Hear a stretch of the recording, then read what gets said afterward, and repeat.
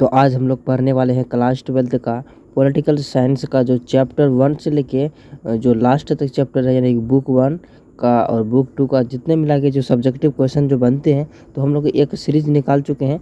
जैसा कि ये वीडियो का पार्ट नंबर 5 है और इससे कि पहले वीडियो 4 वीडियो बना चुके हैं। अगर उस वीडियो को नहीं देखें तो ज़रूर जाके देख लेना, ताकि आपको सब्जेक्टिव कंप्लीट हो जाएगा। और आज हम लोग पढ़ने वाले हैं ये सारा का सारा VVI ऑब्जेक्टिव नहीं, सब्जेक्टिव पढ़ने वाले हैं। और ये बहुत ही इम्पोर्टेंट है और इसके बारे में जानना भी बहुत ही ज़्यादा ज़रूरी है, क्योंकि नहीं जानेंगे तो हमारे पर्यावरण को बहुत ही ज़्यादा नुकसानी होगा और आपको पता भी नहीं चलेगा। तो चलिए वीडियो स्टार्ट करते हैं। सबसे पहले बोला जा रहा है कि ओजोन परत छेद होने का क्या कारण है।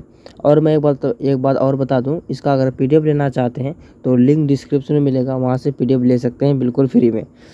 तो इसमें क्या बोला जा रहा है, इसमें बोला जा रहा है कि ओजोन परत में छेद होने का क्या कारण, यानी ओजोन जो परत हम लोग का पृथ्वी का जो ऊपर में होता है जो, तो सूर्य का जो रोशनी जो आते हैं तो उसे यानी कि फिल्टर करके जो हमारी धरती पे गिराते हैं, तो उसे ओजोन परत छेद होने का क्या कारण है। वैसे कि अभी तो बहुत बड़ा छेद हो चुके हैं और ये हमारे लिए बहुत ही ज़्यादा खतरा का संकेत है। ठीक है, तो इसके बारे में थोड़ा सा डिटेल जान लेते हैं। पृथ्वी की ऊपरी वायुमंडल में ओजोन गैस की मात्रा लगातार घट रही है, यानी कम रही है। ठीक है, इसे ओजोन परत होना भी कहते हैं, मतलब ओजोन परत की छेद होना भी कहते हैं। ठीक है, यानी कि सुराख हो जाना। और इससे पारिस्थितिकी तंत्र और मनुष्य के स्वास्थ्य पर एक वास्तविक खतरा मंडरा रहा है। ठीक है, यानी कि बहुत बड़ा एक खतरा मंडरा रहा है, किसके पर, मनुष्य पर, यानी इंसानों पर और बाकी चीज़ों पर भी मंडरा रहा है। तो इसका ये जो ओजोन परत फटने का जो कारण होता है ना, सबसे पहले कारण होता है क्या, AC।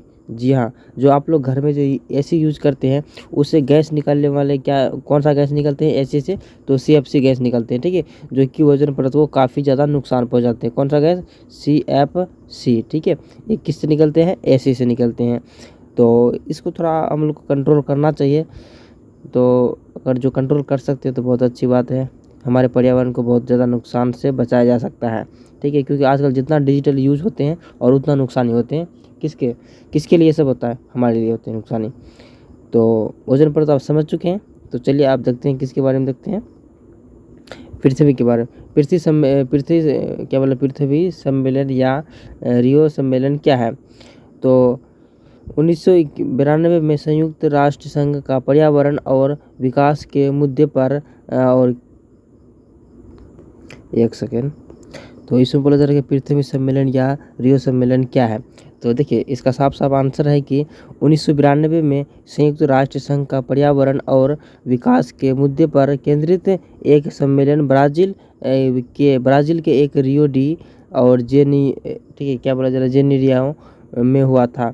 मतलब एक जगह का नाम है, क्या नाम है, जेनेरियो में हुआ था, यानी जेनेरिया में हुआ था।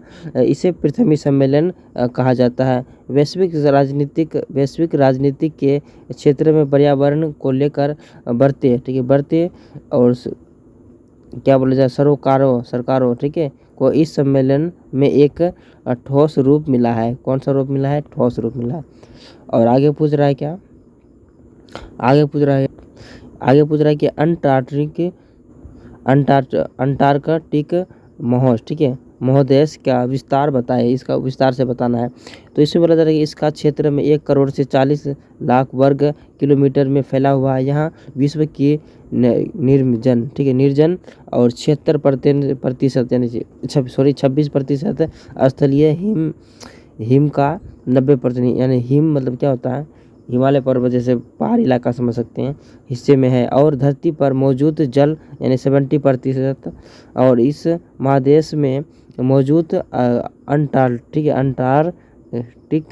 महादेश का 3 करोड़ 60 लाख, कितना, 3 करोड़ 60 लाख वर्ग किलोमीटर तक अतिरिक्त मतलब क्या होता है, ज़्यादा अतिरिक्त विस्तार समुद्र में है, यानी कि अतिरिक्त समुद्र भी है इसमें। ठीक है, तो चलिए इसमें क्या बोला जा रहा है, आखिरी नहीं है, इसमें बोला जा रहा है कि ग्लोबल वार्मिंग क्या है। ग्लोबल वार्मिंग समझ सकते हैं ना, एक धरती का तापमान। ग्लोबल वार्मिंग माने होता है कि एक धरती का तापमान। सीधे इसका अगर आंसर देने का कोशिश करेंगे तो इसका परिणाम बताइए। ग्लोबल वार्मिंग या वैश्विक, ठीक है, वैश्विक ताप वृद्धि, यानी कि ताप वृद्धि, किस पर वृद्धि, यानी जमीन पर वृद्धि का अर्थ है कि विश्व में तापमान वृद्धि या कार्बन डाइऑक्साइड डाइऑक्साइड मीथेन यानी मीथेन गैस निकलता है, और हाइड्रोक्लोरोकार्बन और आदि गैस। इसके कारण है विश्व का तापमान बढ़ने से धरती के जीवन के लिए खतरा उत्पन्न हो सकता है। एक सेकंड और ऊपर कर लेता हूँ, यानी खतरा हो सकता है। देश इस संबंध में वार्तालाप कर रहे हैं कि क्योटो और प्रोटोकॉल नामक समझौता में विभिन्न देशों की सहमति बन गई है। विभिन्न देश यानी कि अलग अलग देश की बन गई है। तो ये सब ध्यान रखना, क्योंकि ग्लोबल वार्मिंग माने होता है कि धरती का तापमान कैसे बढ़ते हैं, बस उसी के बारे में आपको लिखना है। और ये गैस का ज़रूर नाम याद रखना, ठीक है। गैस का नाम नहीं याद रखेंगे तो दिक्कत हो जाएगा। जैसे कार्बन डाइऑक्साइड, मीथेन, ये सब तीनों गैस याद रखना, ठीक है, और क्लोरोकार्बन आदि। और आगे पूछ रहा है कि दक्षिण देशों में वन आंदोलन, ठीक है, वन मतलब जंगल आंदोलन की क्या कमी रही थी। अनेक दक्षिण देशों में भारत,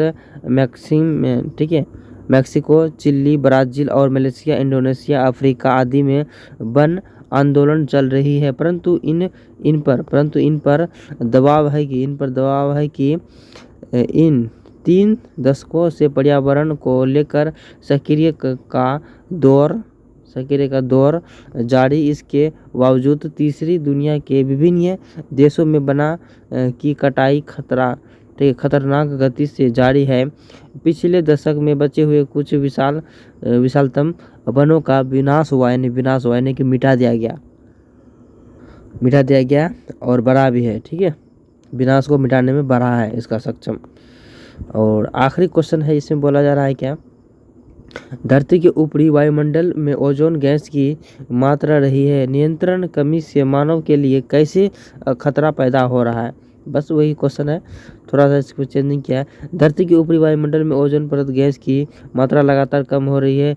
इसे ओजोन परत छेद होना भी कहते हैं। इससे परिस्थितियों तंत्र और मनुष्य के स्वास्थ्य के लिए एक वास्तविक खतरा है मंडरा रहा है, ठीक है।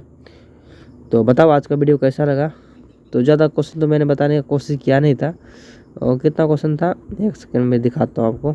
ओजन परत 54 नंबर से और कितना नंबर तक बताइए, 58 नंबर, यानी 4 क्वेश्चन कंप्लीट किए हैं और बहुत ज़्यादा इम्पोर्टेंट था। तो इसको प्यारे बच्चों याद रखना, ठीक है।